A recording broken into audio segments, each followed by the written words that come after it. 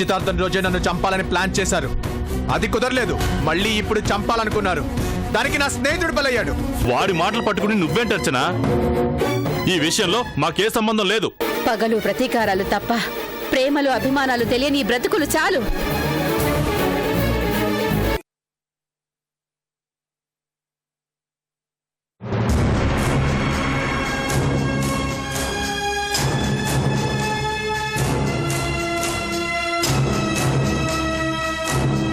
నీ చావు కోరింది మేం కాదు, ఆ రామ్ ప్రసాద్ బ్రదర్స్.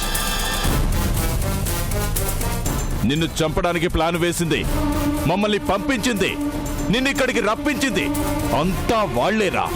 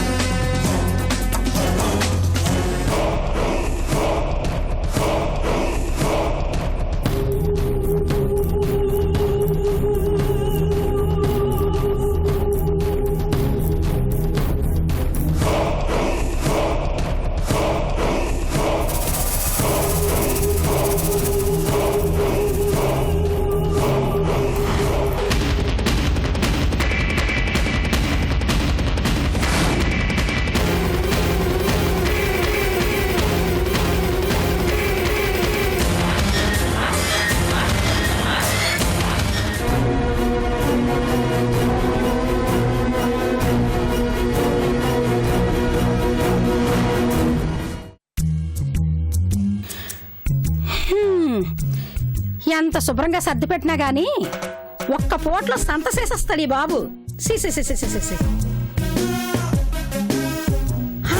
మూలమూలము సిగరెట్ పెట్లు అంటే ఇంట్లోనే కాల్సేస్తున్నాడేటి బాబు?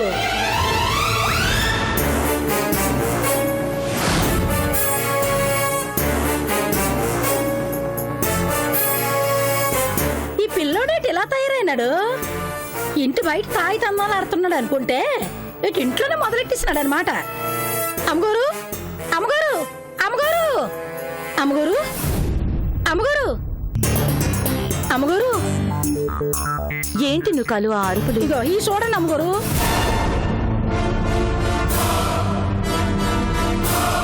ఆయన గదిలో దొరికాయా? కాదమ్మా, రంజిత్ బాబు గదిలో ఉన్నాయి. వాడి గదిలోనా? అబ్బాయి గారు దారి తప్పేస్తున్నారమ్మా. ఇన్నాళ్ళు బయట స్నేహితులతో తిరిగి తప్పు చేస్తున్నారు అనుకుంటే ఇప్పుడు తప్పు ఇంట్లోనే చేస్తున్నారు. ఏంటి నూకాలు వీడిలా తయారవుతున్నాడు? ఏదో చదివి ప్రయోజకుడవుతాడు అనుకుంటే ఈ వయసులో ఇలాంటి అలవాట్లతో వాడేం ప్రయోజకుడవుతాడో నాకు అర్థం కావడం లేదు. మొక్కగా వంగనప్పుడు ఇక బానయ్యాక ఇంకేటి వంగుతుందమ్మా? ఇలా సూత్తూ ఊరుకుంటే నాభం లేదమ్మగారు. గట్టిగా చెప్పండి, లేదంటే అబ్బాయి గారు తమ చేతుకు సిక్కరం.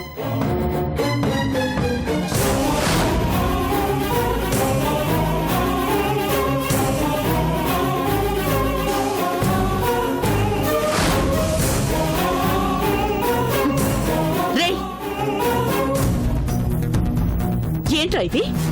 పుస్తకాలు ఉండాల్సిన చోట ఇవెందుకున్నాయి? మాట్లాడవే. ఇక్కడుంటే దారి తప్పుతున్నావని లక్షలు పోసి నీ నాన్న నిన్ను ఫారెన్ లో చదివిస్తున్నారు. అక్కడ నువ్వు చదువుకున్న చదువులు ఇవా?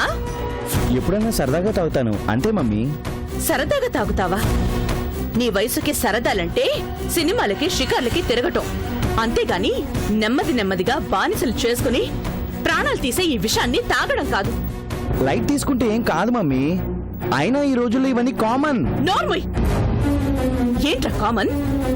సిగరెట్లు, మందు తాగటమా? ఇవి కామన్ అయితే రేపు జీవితం నాశనం అయిపోవడం కూడా కామనేరా. అయినా ఇలా తయారయ్యావేంట్రా నువ్వు? తాగి తందనాలాడి రోడ్డు మీద పరువు తీస్తుంది చాలక ఇంట్లోనే తాగడం మొదలు పెట్టావా? ఒక్కగానొక్క కొడుకు అయినందుకు గారభంగా పెంచుకుంటే ఈ పాడలవాట్లతో ఏమైపోవాలనుకున్నావురా? అబ్బబ్బబ్బబ్బా, ఏంటి మమ్మీ, ప్రపంచంలో ఎవ్వరూ చేయన్నారో నేనేదో చేసినట్టు. ఏదో సెలవులకి సరదాగా 4 రోజులు గడిపి వెళ్దామని వస్తే ప్రతిదానికి క్లాస్ పీకుతారేంటి? చెప్పేది నీ మంచి కోసమేరా. మాట వింటే బాగుపడేది నువ్వే, వినకపోతే నాశనం అయిపోయేది నువ్వే. ఎప్పుడన్నా ఒక్క సిగరెట్ తాగి కొంచెం మందు తాగితే జీవితాలే నాశనం అయిపోవు. అసలు నిన్ననాలి, నేను లేనప్పుడు నా గదిలో నీకేం పని? తననంటావేంట్రా? ఏ రోజు కాకపోతే రేపైనా నాకు తెలీదా? బాగుపడరా అని చెప్తుంటే నా ఇష్టం అన్నట్టు మాట్లాడతావే. ఇప్పుడు నేను బానే ఉన్నాను మమ్మీ. వయసులో ఉన్నావు కాబట్టి ఇప్పుడు బాగానే ఉంటుందిరా. నీ ఒంట్లో ఇది కొద్ది కొద్దిగా చేరి నీ వయసుతో పాటు అవి పెరిగి గుండెపోటు, క్యాన్సర్ వస్తే ఆ రోజు బాధపడినా ప్రయోజనం ఉండదు. నీతో పెంచుకున్న చెడు నిన్నే లేకుండా చేస్తుంది. అబ్బబ్బబ్బబ్బా, ఇంట్లో మనశ్శాంతి లేకుండా చేస్తున్నారు. జస్ట్ 2 days వెయిట్ చేయండి, సెలవులు అవగానే వెళ్ళిపోతాను.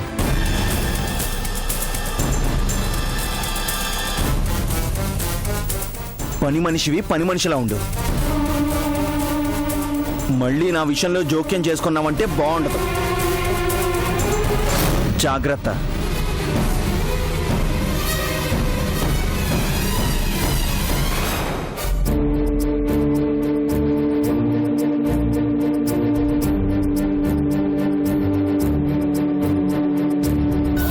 ప్రేమగా పెంచడం కూడా తప్పేమో అనిపిస్తోంది.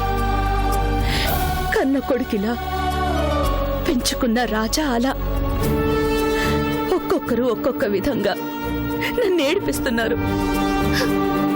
ఏంటో అంతా నా కర్మ.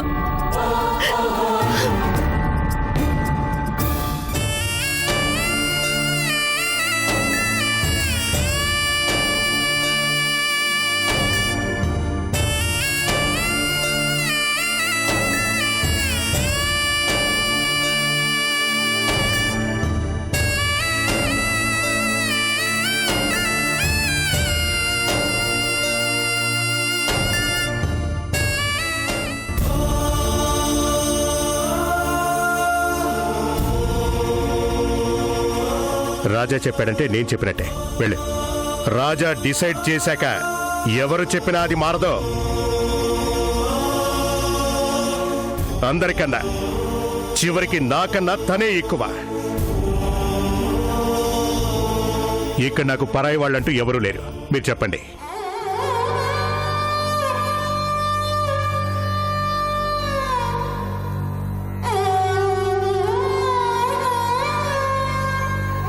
రాజా నా ఫ్రెండ్.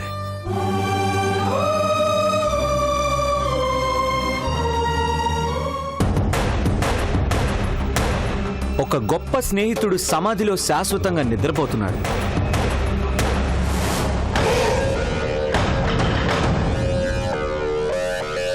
మీ ఇద్దరి స్నేహం చూసి అప్పుడప్పుడు అంత గొప్పగా నేనుండలేకపోయాని అని అనిపించేది. ఏంటి వీడిలా మాట్లాడుతున్నాడని చూస్తున్నావా? చనిపోయిన మనిషితో శత్రుత్వం ఏముంటుంది చెప్పు. అందుకే నిజం మాట్లాడుతున్నాను. ఎక్కడో కోయంబత్తూర్ జైల్లో పరిచయాన్ని హైదరాబాద్ వరకు మోసుకొచ్చి నీకోసం తను మారి నాలాంటి నీ శత్రువుల్ని తన శత్రువులను చేసుకొని స్నేహం అనే మాటకే అద్దంలా నిలబడ్డాడు రా శంకర్. నా స్నేహితుడి గొప్పతనం గురించి నువ్వు నాకు చెప్పాల్సిన అవసరం లేదు. సరే చెప్పను. మరంత గొప్ప స్నేహితుడి కోసం నువ్వేం చేస్తున్నావు? శంకర్ నీ నీడ అన్నావు. మరి ఆ నీడ వెళ్ళిపోయింది కదా. సారీ, తీసుకెళ్ళిపోయారు.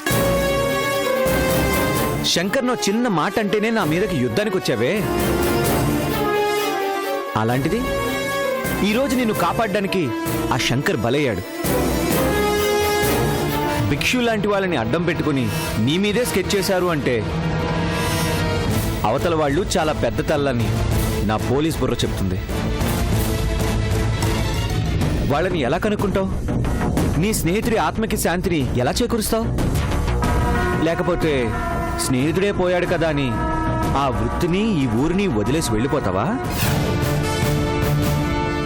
వాడి చావు నాకు బతుకుని మాత్రమే ఇవ్వలేదు, వాడి చావుకి కారణమైన వాళ్ళ అంతు చూడాల్సిన బాధ్యతని ఇచ్చింది. వాడి చావుకి కారణమైన వాళ్ళు ఎవరో నాకు తెలుసు. వాళ్ళ అంతు చూసేదాకా నిద్రపోను. చనిపోయేటప్పుడు చివరిసారిగా వాడు నవ్విన నవ్వులో నా కోసం నువ్వు ఏమైనా చేస్తావరా అన్న నమ్మకం కనపడింది. ఆ నమ్మకాన్ని నిలబెడతాను. అదే నా స్నేహితుడికి నేనిచ్చే ఆత్మశాంతి.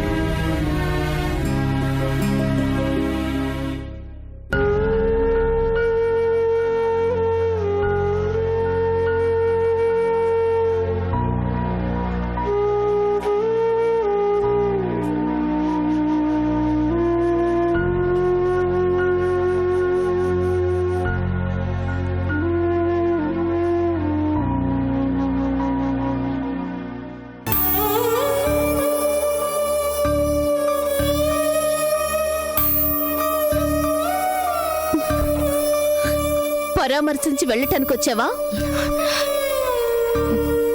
జరిగింది తెలియగానే నేను చాలా బాధపడ్డాను మాధవి. ఎవరు బాధపడినా పోయిన మా అన్నయ్య తిరిగి రాడుగా. మీ అన్నయ్య లాంటి మంచి వ్యక్తికి ఇలా జరిగి ఉండకూడదు. మంచి వాళ్ళని బతకనివ్వరుగా. రాజాని చంపాలనుకున్నారు. ఆ చావుకు మా అన్నయ్య అడ్డుగా వెళ్ళాడు. పెద్ద మనుషుల ముసుగుల్లో వాళ్ళు చేసే దారుణాలు వాళ్ళు చేస్తుంటే ఏమీ తెలియనట్టు పరామర్శించే వాళ్ళు పరామర్శిస్తున్నారు. కానీ ఒకటి, మా అన్నయ్య చావుకి కారణమైన వాళ్ళు మాత్రం మామూలుగా చావరు.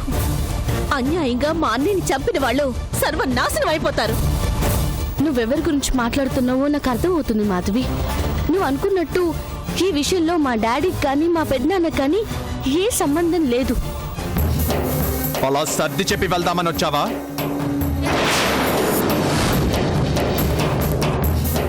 నన్ను చంపే ధైర్యం నా శత్రువులకి ఇంకా రాలేదు. వాళ్ళు కాకుండా నా చావు కోరుకునేది నీ వాళ్లే. డబ్బాస చూపించి నన్ను చంపించాలనుకున్నారు. అందుకు నా స్నేహితుడు బలయ్యాడు. నిన్ను చంపించాల్సిన అవసరం మా వాళ్ళకి లేదు. ఇంకెవరికుంది? ఒకసారి ప్రయత్నించారు, కుదరలేదు. మళ్ళీ ప్రయత్నించారు. నా బదులు నా శంకర్ చనిపోయాడు. అప్పుడైనా ఇప్పుడైనా నిన్ను చంపే ప్రయత్నం మా వాళ్ళు చేయలేదు. చేశారు. చంపడానికి వచ్చిన వాళ్ళు వాళ్ళ నోటితో వాళ్లే చెప్పారు మీ నాన్న పెద్దనాన్నే నన్ను చంపమని డబ్బిచ్చారని. అబద్ధం. నువ్వు చెప్పేది నిజమా? ఇలా అర్థం పర్థం లేని ఆవేశంతోనే నన్ను దూరం చేసుకున్నా.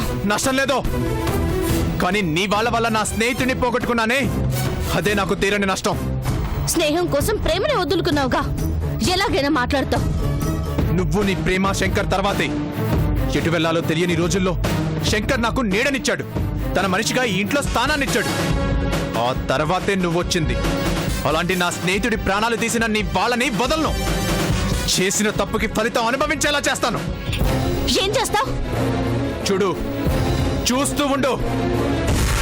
క్యాలెండర్లో రోజు ముందుకు ఎలా వెళ్తుందో నీ కుటుంబం అలా వెనక్కి వెళ్తుంది. రాజా, ఎంత శత్రువైనా పరామర్శించడానికి వచ్చింది. తనతో అలా మాట్లాడటం బాగోలేదు. ఎవరికి కావాలి మాధవి వీళ్ళ పరామర్శలు? వాళ్ళు చంపితే ఈవిడొచ్చి దండేసిపోతుందా? అవసరం లేదో. ఆ ఇంటి వాళ్ళకి ఈ ఇంటితో సంబంధం లేదో. మా డాడీ వాళ్ళకి ఈ విషయంలో సంబంధం లేదు. ఉంది.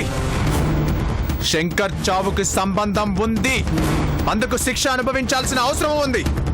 మా డాడీ పెద్దనాన్నల గురించి మాట్లాడితే బాగుండదు రాజా. మాట్లాడటం కాదు, వాళ్ళని నడి రోడ్డు మీదకి తీసుకొస్తాను. రాజాతో ఎందుకు పెట్టుకున్నానా అని తలుచుకొని బాధపడేలా చేస్తాను.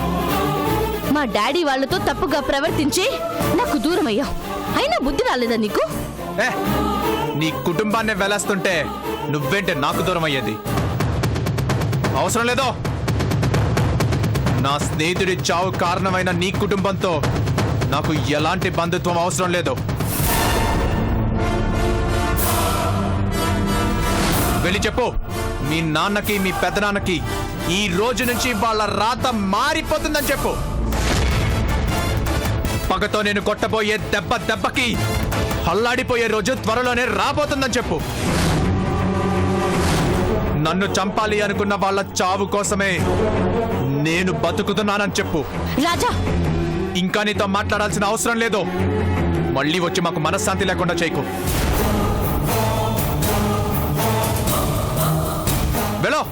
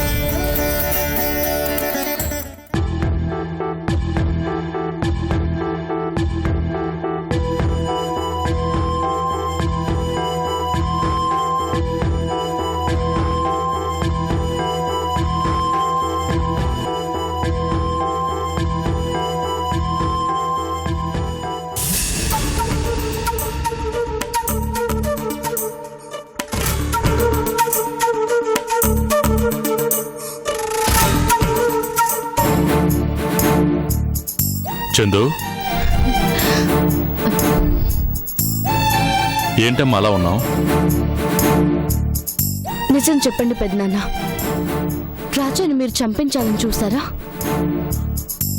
ఆ అవసరం మాకు లేదని చెప్పాను కదా. ఆ రోజు నువ్వు ఉన్నావుగా, మళ్ళీ కొత్తగా అడుగుతావేంటమ్మా? మీరేమో చేయలేదు అంటున్నారు. ఆ రాజా ఏమో మీరే చేశారని మీ మీద నిప్పులు చెరుగుతున్నాడు. మిమ్మల్ని నాశనం చేసేదాకా వదలని శబదాలు చేస్తున్నాడు.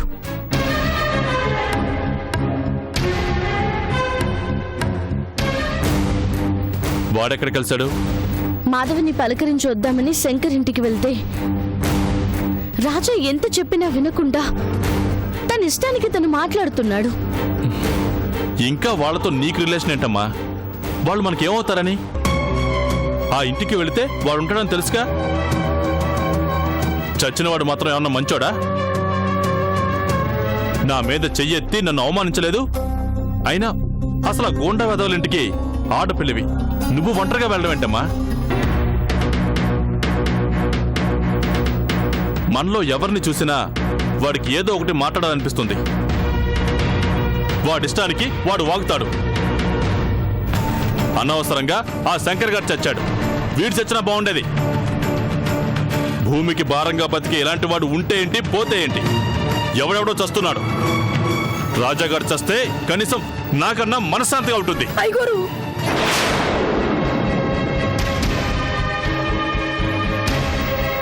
ఏటయ్యా తమరు? ఎవరినేమంటున్నారో అర్థం అవుతుందా? మన చేతిలో పెరిగిన బన్నీ బాబయ్యా, ఆ బాబు సోబా కోరుకుంటున్నారు. తప్పయ్యా. తప్పొప్పుల గురించి నువ్వు నాకు చెప్పే స్థాయికి వచ్చావా? మంచి విషయం చెప్పడానికి స్థాయితో పనే ఉందయ్యా. మీ అందరితో పాటు నాను బన్నీ బాబుని ఈ చేతులతో పెంచాను. బన్నీ బాబుని ఎంత ఇష్టంగా పెంచుకున్నారో మీరు మర్చిపోనారేమో కానీ నాను మర్చిపోలేదయ్యా. ఇంటి ముందు నాటిన మొక్కిరిగిపోతేనే బాధపడతాం. అలాంటిది ఇంట్లో పెరిగిన బిడ్డ అయ్యా. ఆ బాబు సావు కోరుకుంటున్నారంటే నాను తట్టుకోలేకపోతున్నానయ్యా. వాడు మీకు బన్నీ, నాకు రాజా. అలాంటి పనికి మాలిన వాడు బన్నీ అయినా నాకు అవసరం లేదు. భూమికి భారంగా వాడు బతకడం కన్నా చస్తేనే మేలు. అయ్యగారు, బన్నీ బాబుని అలా అంటే నాన్న తట్టుకోలేను. ఏయ్ ఇంట్లో పని మనిషివి, ఇంటి మనిషిలాగా నా ఎదురుగా నిలబడి మాట్లాడుతున్నావు. ఏమండి ఏంటండి మీరు? నువ్వు ఊరుకో అర్చన. చనువిచ్చాం కదా అని సలహాలు ఇస్తుంది చూడు. మేం ఎవరిని ఏమనుకున్నా నీకు అనవసరం. అలా ఉండగలిగితే ఉండు, లేదంటే బయటికి పో.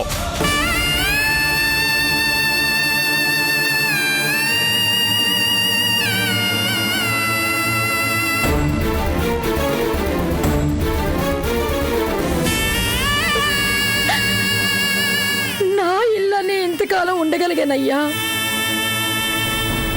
ఇంట్లో మనిషిని అనుకున్నాను కానీ ఈ ఇంటి పని మనిషిని ఇప్పుడు ఎప్పుడు తమరు చెప్పాక గుర్తొచ్చిందయ్యా.